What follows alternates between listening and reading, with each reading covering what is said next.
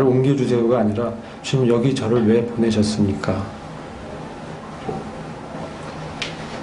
주님의 말씀을 구해야 인내로 기다리는 것이 필요한 거예요.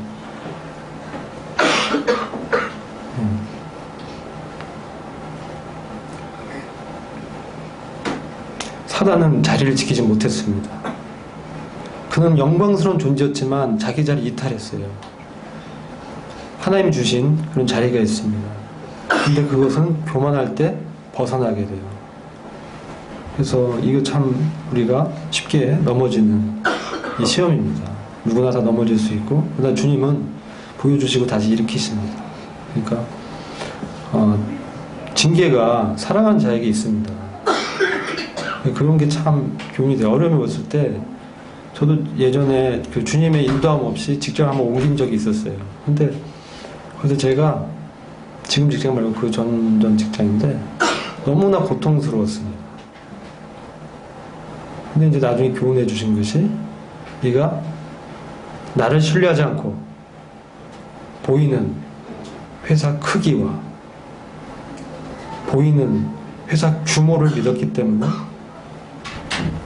내가 그것을 분명히 알게 해주기 위해 제가 교훈받은 거예요. 우리가 어디 있다는 것은 주님이 신실하시고 주님이 계시기 때문에 그 자리가 제일 좋은 자리라고 우리는 여겨야 되는 믿음이 필요합니다. 그래서 사단은 뭡니까? 자기가 똑같이 만드는 거예요. 사단의 전략은 자기랑 똑같은 생각을 드는 거예요. 교만하게 만드는 거예요. 자꾸 부추기는 거예요. 흔드는 거예요. 그래 어떻게 됩니까? 결국은 그러나? 그러면서 넘어가면 이제 사단의 자리에 있게 되는 거예요. 그러면서 자기 의를 행하고 성령이 그때부터 이제 역사가 나타나지 않게 되는 거예요. 이게 죄의 본질입니다. 십자가라는 것은 이런 죄를 못 박아 버리는 거예요. 옛사람과 함께 못 박아 버리는 거예요. 그리고 새 사람이 이제 내 안에 새 생명으로 거합니다. 이것은 하나님 앞에 새로운 가치관을 받는 자이고 하나님의 말씀으로 나가는 그런 사람이라는 거예요. 주님이 그 길을 걸으셨어요. 그러니까 우리는 믿음으로 그분과 그 길에 동참하는 것이 그게 거룩인 거예요. 버가모 교회는 점점 세상과 이제 타협해가는 교회입니다. 그래서 발람의 교훈과 니골라당의 교류가 들어와 버렸어요. 주님이 그들에게 양날 달리는 날카로운 칼을 가진 이로 나타나서 거짓 교리들을 딱 잘라내서 보여주십니다. 그래서 회개할 것을 촉구하십니다. 아무것도 안 나타나니까 좀 당황스러우시다. 그래서 이 버가모 교회에 보면 발람의 교훈과 니골라당의 교훈은 굉장히 의미가 있는 말입니다. 그래서 이것이 이제 결국은 세상과 타협한 교회를 이렇게 보여주고 있습니다. 세상의 가치관이 교회로 이렇게 들어온다는 거예요. 역사적으로 콘스탄티누스 대제가 밀라노 칙령으로 313년에 밀라노 칙령을 발표해요. 그러니까 기독교가 로마의 국교화되면서 카타콤에 있었던 교회들이 다 나옵니다. 양지로. 근데 그것이 이제 사단의 전략이었죠. 그러다 보니까 이제 쉽게 믿음을 이렇게 신앙생활을 할 수 있게 된 거예요. 그전에는 믿는다 하면은 감옥 가고 믿는다 하면은 원형 경기장에 사자밥이 되고 했는데 그것이 아닙니다. 이제 오히려 공인화되고 이제 다 이게 장려가 되는 거예요. 그리고 많은 네트워크가 생기니까 이제 내가 기독교인이라는 게 오히려 나를 알리고 상대방의 그런 그 네트워크에 나를 이렇게 집어넣는 어떤 수단이 돼버리는 거예요. 그러니까 그때는 이제 그렇게 이제 기독교 국가 되니까 혼잡한, 즉 믿음이 없는 사람인데 자기 자신의 일신상의 그런 이득을 위해서 믿는 척하면서 교회에 많이 이제 들어오거나 하는 일들이 있었던 것입니다. 그리고 무엇보다도 발람의 교훈은 어떤 거냐면 거짓 교사인데 발람이 발락의 그 청을 받고 어떤 일을 합니까? 이스라엘 저주하려고 하죠. 근데 못했어요. 못하고 말았습니다. 네. 근데 저주하려고 했는데 축복에 하는 그런 기도를 하게 되는 거예요. 근데 그가 이제 왜 그렇게 됐냐면 하나님 같이 말라고 했는데 재물에 눈이 어두웠습니다. 재물에. 너 이렇게 오면은 주겠다 하니까 그게 어두운 거예요. 그러니까 하나님 말씀도 지켜야 되는데 세상 재물도 있고 두 개 다 취해버린 거예요.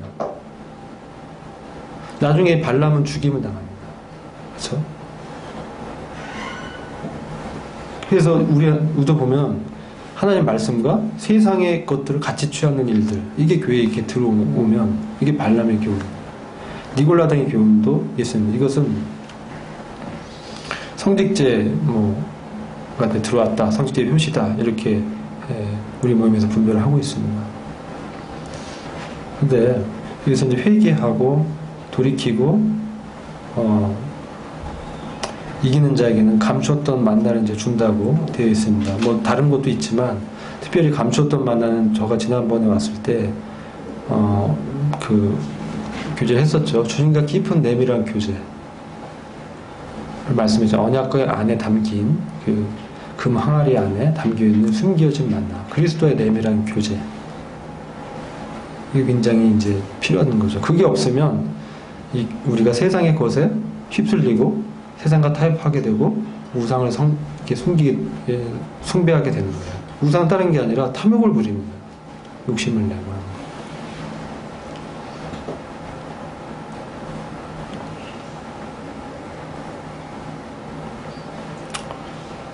그래서 이 버가모는 이 세상과 타협한 교회가 되었습니다. 그러나 우리 마음은 먼저 하나님을 해야 된다. 하나님을 추구하는 마음. 그리스도 안에 있다는 것은 그리스도의 마음을 품는, 필리포 2장의 그런 마음을 믿음으로 우리가 구사하는 거죠. 믿음을 여기고. 근데 이게 참 어렵습니다. 왜냐하면 나보다 남을 낮게 여기라. 이게 참 어렵습니다. 항상 내가 맞는 것 같아요. 근데 왜 나보다 남을 낮게 여기라? 그 안에 주님이 계시기 때문에 그래요. 그 안에 주님의 생명이 있기 때문에 형제들이 어떤 얘기했어요? 그 주님의 말로 이것을 인지할 수 있는 그런 민감한 것이 필요한 거예요.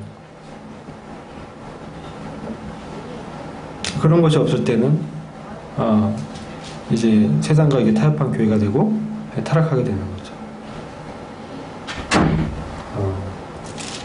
우리는 매일 이러한 유혹 가운데 있어요. 그래서 우리가 유혹이 없을 수는 없습니다. 그렇지만 우리가 하나님의 뜻에 비추어서 이 세상을 보는 이런 눈이 필요합니다. 하나님 말씀에 비추어서 보는 눈. 스데반이 자기를 이렇게 막 고소하는 사람들을 천사와 같은 얼굴로 대할 수 있었던 것은 그에게 하나님의 가치관을 볼 수 있는 믿음이 있었다는 거예요. 하늘의 우편에 계셔 서 계신 주님을 봤잖아요, 스데반이. 그런 어떤 가치관, 시야가 필요한 거예요. 그래서 이 세상의 인정은 기껏해 100년입니다. 주님이 인정하신 건 영원한 거예요. 우리가 영원한 것을 가치를 두고 지금 현세의 이 사건들을 보고 분별하고 취하고 믿음을 이제 구사해야 되는 거죠. 이것은 주님의 뜻을 모르면 안 되는 거예요. 그래서 아까 이제 오전에 말씀했지만 그래서 성경 연구가 정말 필요한 거예요. 주님의 어떤 뜻인지 내가 알아야 되잖아요. 주님 생각이 어떤지. 그래야 그리스도 나는 되지 않고 그리스도만이 정말 내 길이고 생명이라는 것을 말씀을 통해서 분명하게 내가 인정해야 되는 거예요.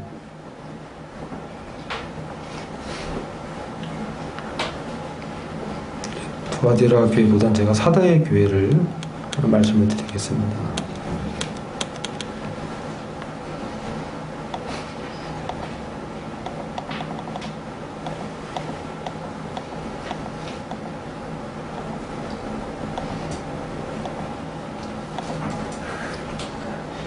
사대교회는 제가 봤을 때는 가장 그 주님의 책망이 심했던 교회 같아요.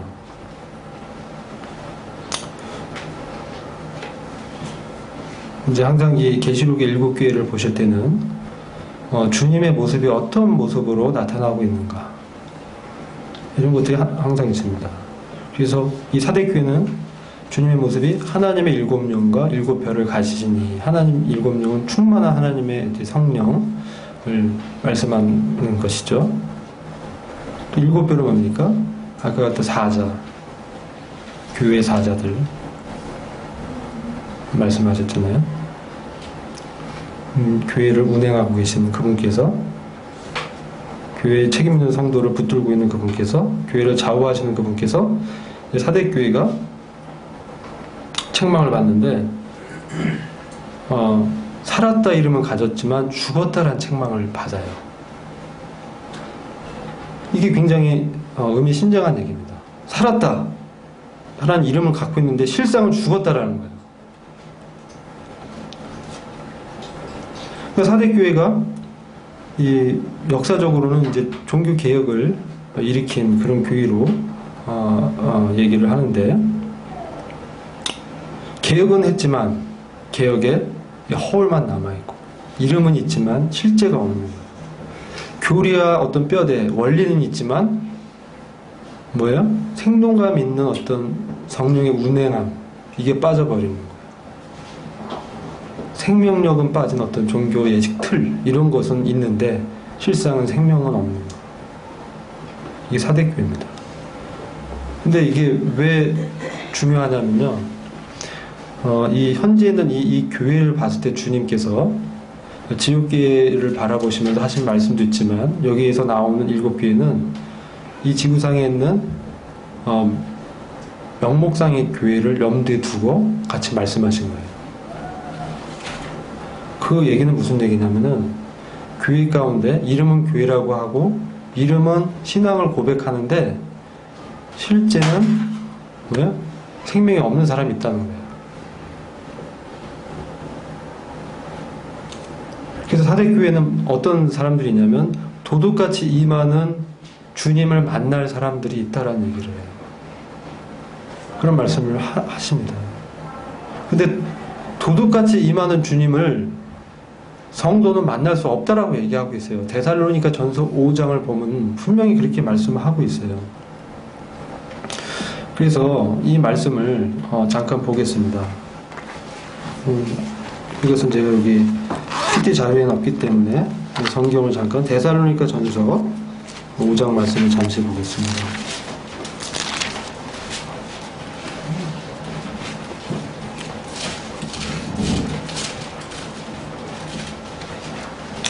오 장 1절부터 좀 잠시 보겠습니다. 이 말씀을 이제 통해서 오늘 말씀을 좀 마무리하고자 합니다.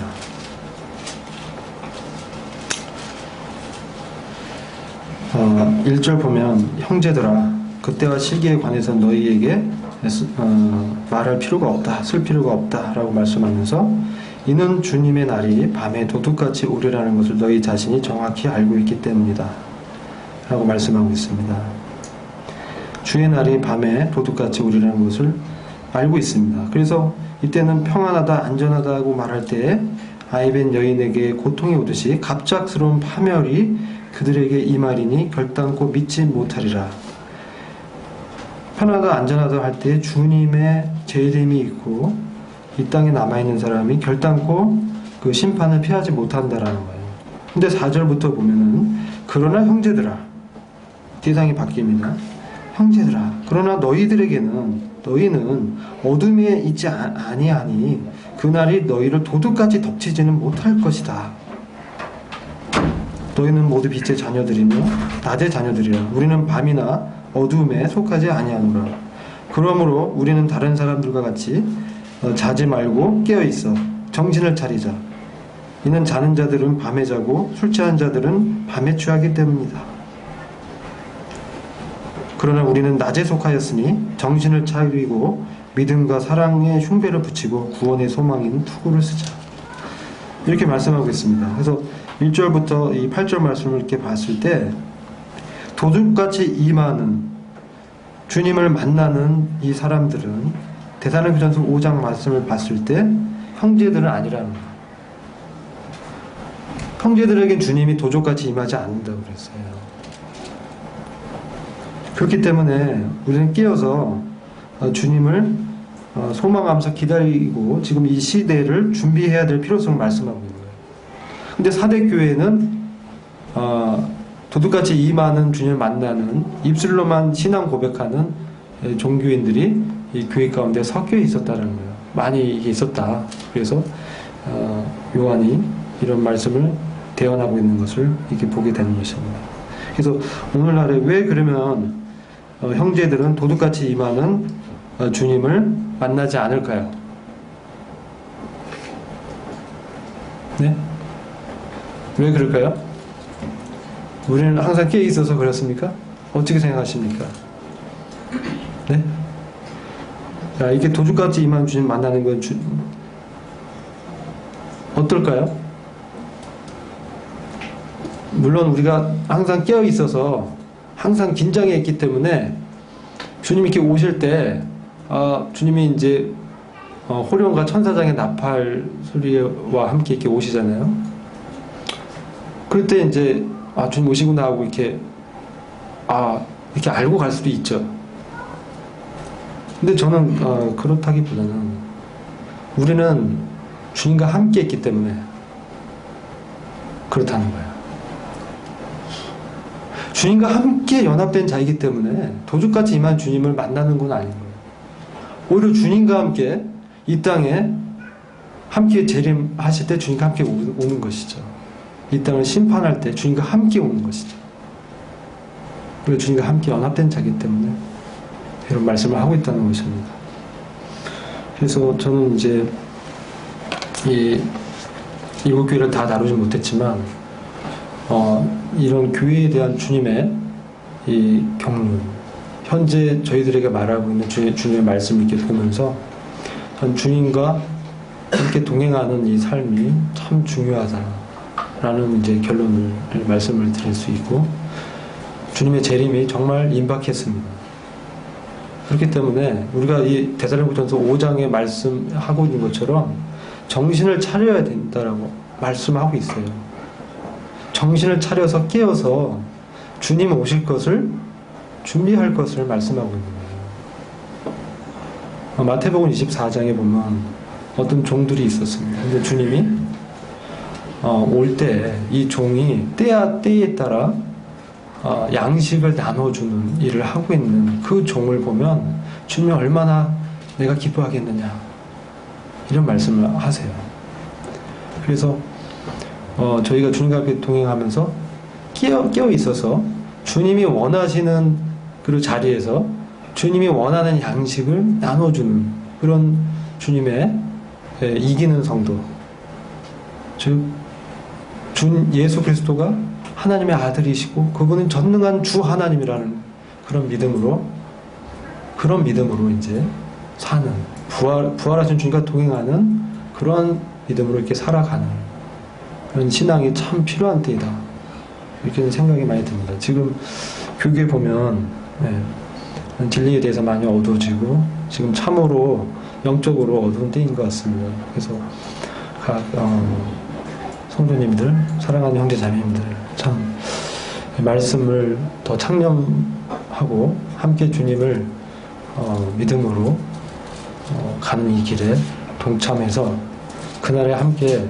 그리스도의 심판석에서 우리 이름을 불릴 때 같이 박수 쳐주고 영광에 함께 들어가는 그런 소망을 같이 품는 지체들이 되었으면 합니다.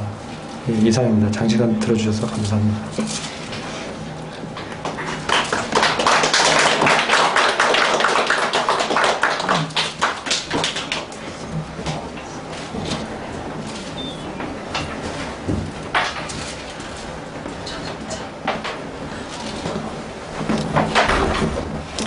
네, 감사합니다. 저희 교회에 초청된